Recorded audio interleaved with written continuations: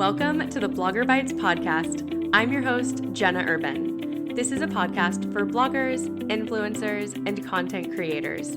Here, I'll share transparent advice plus emerging tools and platforms to empower you to establish your brand, serve your audience, and monetize your influence. I'm so happy you're here. In today's episode, I'm going through the various ways to make money blogging, plus breaking down my own blog's revenue streams. There are several ways content creators and bloggers can make money. The options I'm including are both for beginner bloggers and those more seasoned creators wanting to add additional revenue streams. Let's just dive right in. Display ads on websites are probably the most well-known way that bloggers earn money. You'll see them pop up at the bottom of your browser, along the sidebar, and within the content itself.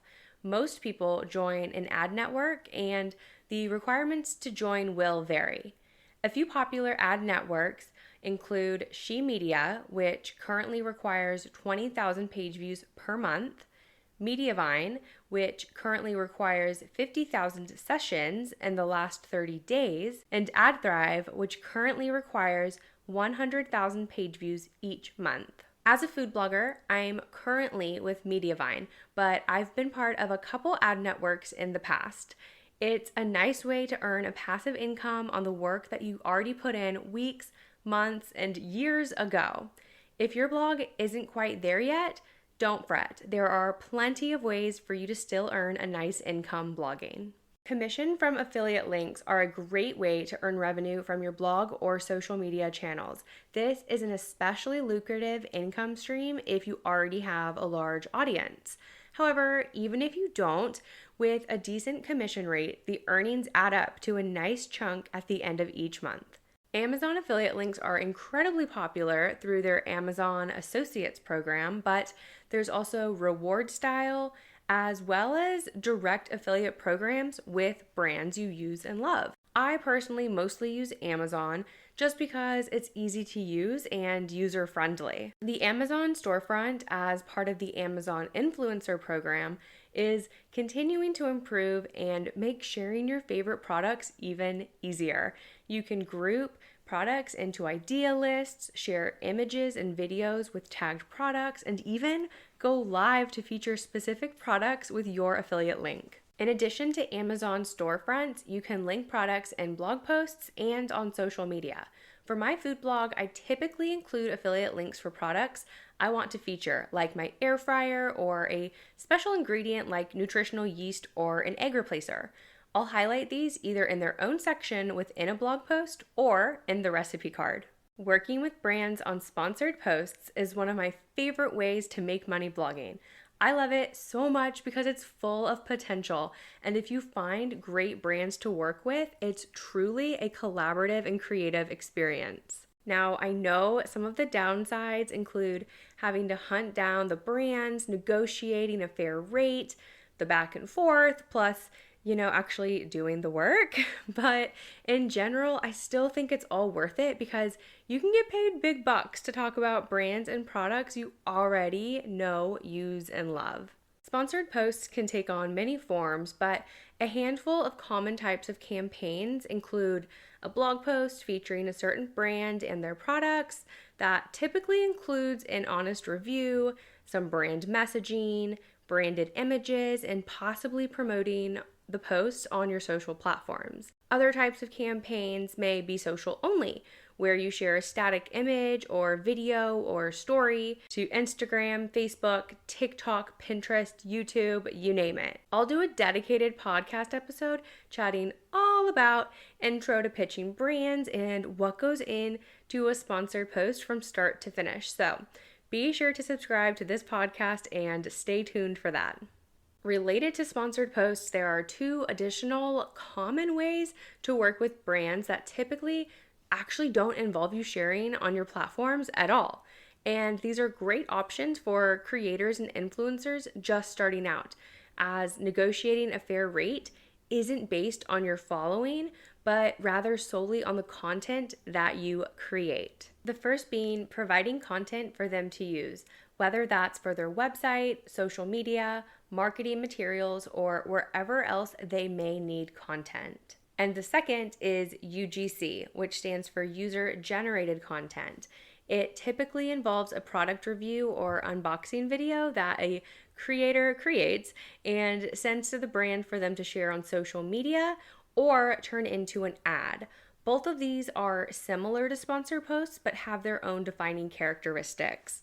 These two types of content creation are great for those wanting to start working with brands, as it allows you to get a feel for collaborating without the pressure of posting to your own accounts.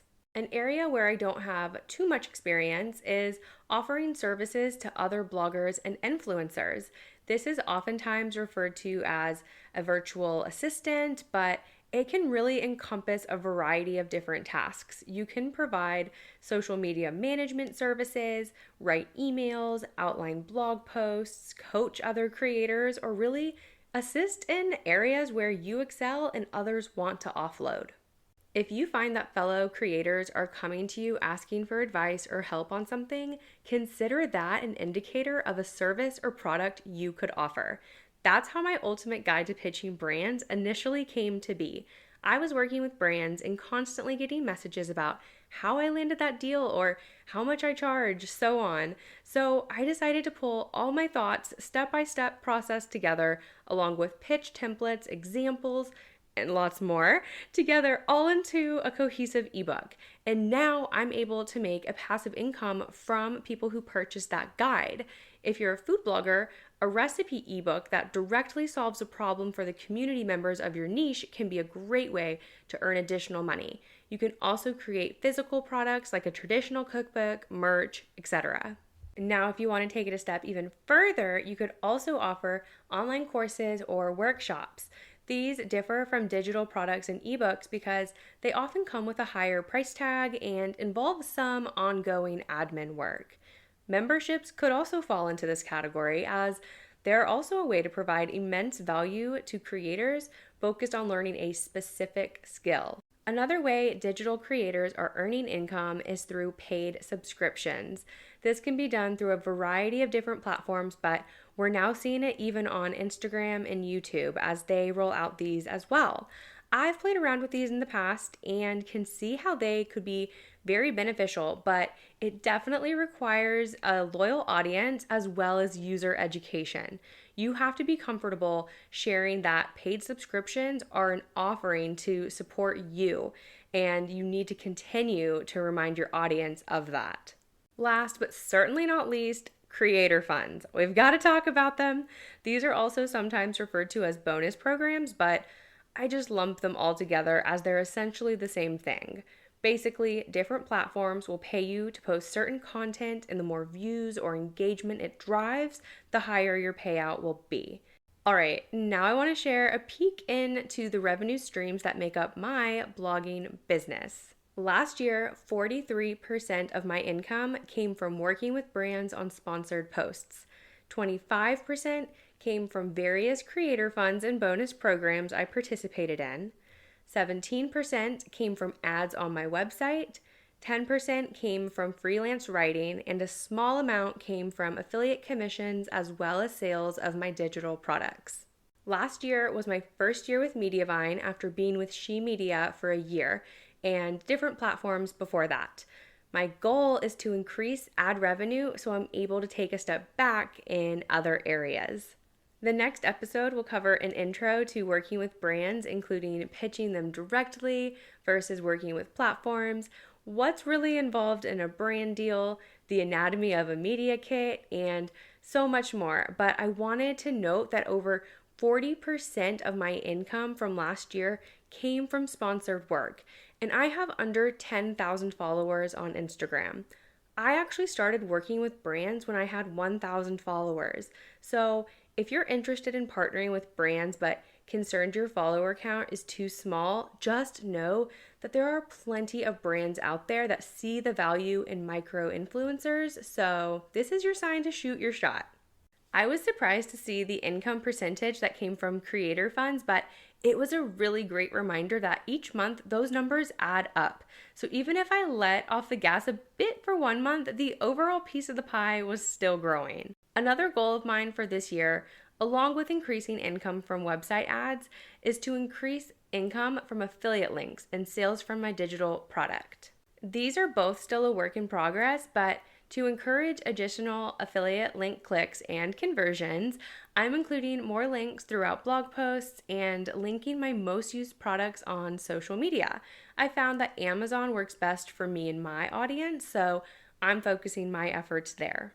Like I mentioned earlier, I have a new section on each blog post for equipment. So I created a reusable block where I can pop in one main product I want to feature for that blog post. And then throughout the post, I'll link additional products that may be helpful to the user. As for increasing sales on my digital product, I once again updated it with new information, included additional pitch samples, and a handful of brand new templates. I heard from those who were going to purchase the guide that the templates being in Photoshop rather than Canva was a sticking point. So I created all new templates, all in Canva, that don't require a paid membership. And I'm hopeful that this will make them more accessible. I also increased the number of templates to include everything you'd need to work with brands, including a media kit, rate sheet, invoice template, influencer agreement, and campaign overview report. I'm excited to continue to provide this information and help others reach their goal of working with brands. So if you're interested in brand deals and pitching brands, I'll have that linked in the show notes. Woo, I feel like we just covered a lot. So if you're ready to start monetizing, here are the 2 tips I have for you. 1, treat it like a business. That may include forming an LLC, getting a business bank account, or using an accounting software to keep track of income and expenses. But also be sure to have a business mindset. And number 2, diversify your income. You don't need to be managing all of these income streams we just covered, but 2 to 3 is a good goal to work towards. If you found value in this week's episode, I would really appreciate you leaving me some feedback through ratings and reviews, and feel free to reach out. I'd love to connect and chat with you. Thanks so much for joining me, Jenna Urben, in this episode of Bloggerbytes.